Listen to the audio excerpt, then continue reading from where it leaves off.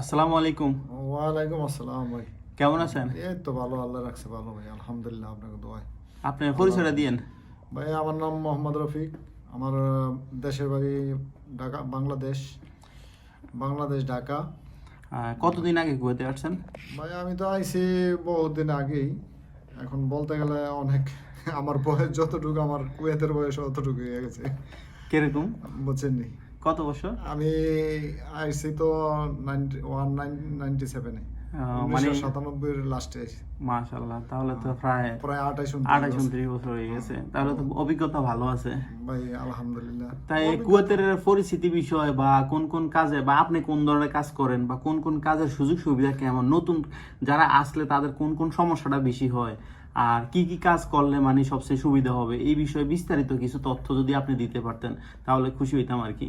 ভাই আমি কি তথ্য দিব, আগের বিদেশ এখনকার বিদেশ ভাই অনেক পার্থক্য। কি জন্য আমরা যখন আসছি ওই সময়ের সময়টা আর এখন বর্তমানের সময়টা অনেক আকাশ পাতাল তফাৎ। কি জন্য আমরা ওই টাইমে আসছি অল্প পয়সা, এবং ওই টাইমে কাজের চাহিদা ছিল, কাজকর্ম ছিল কুয়েতে। এখন বর্তমানে কাজের সংকট। আর কাজের সংকট বলতে যে মানুষে বলে যে ফ্রি ভিসায় আইসা 12-13 লাখ, 10 লাখ, 8 লাখ আসিয়া বাইরে কাজ করব, এত টাকা বেতন, এত টাকা বেতন। কিন্তু ওইটা ভাই ঠিক না। যদি কেউ দেশেতে আসতে চায়, আমি সবার উদ্দেশ্যে বলবো, দেশের মানুষের উদ্দেশ্যে বলবো যে আপনারা যে আসেন কোনো কাজের মাধ্যমে, কাজের বিষয় নিয়ে আইসেন এবং অভিজ্ঞতা নিয়ে আইসেন। আর দেখে শুনে অল্প টাকার মধ্যে যদি আসতে পারেন তাইলে। আর যদি গঞ্জে ফ্রি ভিসা বলতে কোনো ফ্রি নাই ভাই, কারণ এই দেশে ফ্রি ভিসা বলতে নাই। ওই যে মালিকে আকামা লাগিয়ে দিব, আপনি টাকা দিয়ে বাইরে কাজ করবেন, থাকবেন, থাকা খাওয়া আপনার নিজের উপর, কাজ কাম পাইলে করবেন, না পাইলে না করবেন। তারপরে রিস্ক থেকে যায়, বাইরে কাজ করাটা বহুত রিস্ক। কারণ বর্তমানে কুয়েতের পর দরপাক বহুত চলতেছে। কারণ এক কাজের লোক আরেক কাজে পাইলে ডাইরেক্ট সফর দইরা, বুঝছেন নি? এই জন্য আমি সবার উদ্দেশ্যে বলতে চাই, আপনারা বুঝা হইন না, দেখে হইন না আসবেন। যদি পারেন কোনো মালিকানা কোম্পানির বিষয় কিংবা কোনো কাজের মাধ্যমে আসেন অভিজ্ঞতা নিয়ে, তাইলে ভালো হবে। কারণ এমনি শুধু শুধু ওই যে ফ্রি বিষয়ে আসবেন, আইসা পেরেশানিতে পড়বেন, বাপ মার ভিটামাটি বেচা, টাকা পয়সা ধার উধার করে সুদে টাকা নিয়ে আইসেন না। এখন ভাই আপনারা বলবেন যে আপনারা আছেন, ভাই আমরা তো আইসা অনেক কি কম, আমরা আগে আসছিলাম, ওই টাইমে সুযোগ সুবিধা ছিল। আমি তো একবার বইলে গেছি যে আগের কুয়েত বর্তমানের কুয়েত বহুত পার্থক্য, বুঝছেন নি? আমি আর কি বলবো। তারপরও ভাই আছে, আপনিও জানেন যে কুয়েতের পরিস্থিতি সবাই জানে, যারা কুয়েত থাকে এরা সবাই জানে। আর বর্তমানে কোন কোন কাজের চাহিদা বেশি, মানে যারা দেশ থেকে শিক্ষা আসলে আর কি কাজগুলা? শিক্ষা আসলে আমার আমার হিসাবে দেখা যাইতেছে, কেউ যদি কাজের মাধ্যমে আসে, কেউ ওয়ালিংয়ের কাজ করে, কেউ যদি ড্রাইভিং জানে, কিংবা কোনো কার্পেন্টারের কাজ, এই যে আপনার কনস্ট্রাকশনের কাজ, যে কোনো কাজের বিষয়ে আসলে ওইটা ঠিক আছে। কিন্তু কাজ না জানি লেবার পোস্টে আসাটা আমার হিসাবে ঠিক না, বুঝছেন?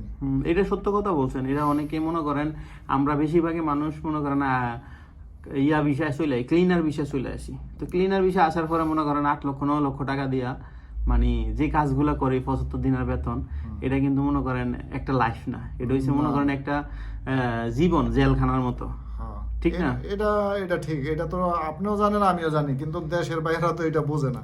হ্যাঁ। এরা মনে করে যে না, বিদেশ এরা গেছে, আমরা না যাই, ওই জন্য এরা বলে। কিন্তু যারা আসছে, আইসা দেখবেন, আসলে পরে বুঝবেন আর কি। যদি আমরা ভালোর জন্যই কই, দেশের মানুষের উদ্দেশ্যে, কারণ আমরা থাকতাছি ভাই, এখন না পাইরা রয়েছে আর কি। আমরা যেই কাজ শিখছি এখন, এই দেশে আইয়া কাজ শিখছি, আগে ওই হিসাবে থাকতাইছি আর কি।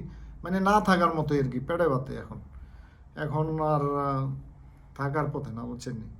কি করবো, না পারি দেশে যাইতে, না পারি থাকতে, আমার দোষ হয়েছে ওইটা। আর আরেকটা কথা বলি সবার উদ্দেশ্যে, গত জানুয়ারিতে 3500 লোক দেশে পাঠাইছে, মানে এক কাজের থেকে আরেক কাজে করার জন্য তাদেরকে ধরছে, ঠিক না? হ্যাঁ হ্যাঁ, আমি তো ওইটাই কিছুক্ষণ আগে বলে গেছি যে এখন আপনি যেই কাজের মাধ্যমে আসবেন, যেই কফিলের আন্ডারে আসবেন, যদি আপনি ওই কফিলের স্পন্সর ছাড়া অন্য জায়গায় গিয়ে কাজ করেন, ওইটা আপনার এই দেশের প্রশাসন কিংবা পুলিশ ধরতে পারলে আপনার ডাইরেক্ট সফর, জেল জরিমানা হইতে পারে আপনার। তারপরে এখন বর্তমানে তো অনেক কিছুই চলছে, এই দেশের আইন কানুন বহুত কড়াকড়ি। তো এই দেশের আমরা সবাই বাংলাদেশি, তো আমরা অবশ্যই আমরা বাংলাদেশে রিপ্রেজেন্ট করি। এই দেশের আইনকে ভালোবেসে এই দেশের আইন অনুযায়ী আমাদের চলার চেষ্টা করতে হবে, হ্যাঁ, ঠিক আছে না? এইটা আমরা যদি ভাবি আমাদের দেশের মতো আমরা চলবো, এটা কখনোই হবে না। না, কারণ এই দেশের আইনকে ভালোবেসে এই দেশের মানে যেগুলা রুলস আছে ওই রুলস অনুযায়ী আমাদের চলার চেষ্টা করতে হবে, ঠিক আছে? অবশ্যই। আর আমি যে এই ধরনের তথ্যগুলো দেই এগুলা কেমন লাগে আপনাদের থেকে? এটা না, এটা খুবই ভালো, কারণ এটা দিতেছেন সবার জনসাধারণের জন্য, কারণ এই তথ্য না দিলে তো মানুষে জানবো না। কারণ একজনের তথ্য না দিলে আরেকজনের তুলে না দিলে তো এটা কেউ জানবো না, শিখবো না।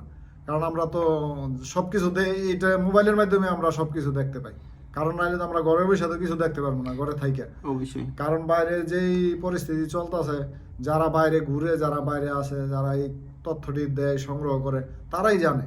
আমরা তো আর ঘরে থেকে বসে বসে এই মোবাইলের মাধ্যমে তো জানবো, এছাড়া তো আর কোনো মাধ্যম নাই আমাদের জানার, কারণ এটা তো বাস্তবিক কথা। আর বর্তমানে অনেকে মনে করে ভাই ভিসা কি খোলা না বন্ধ।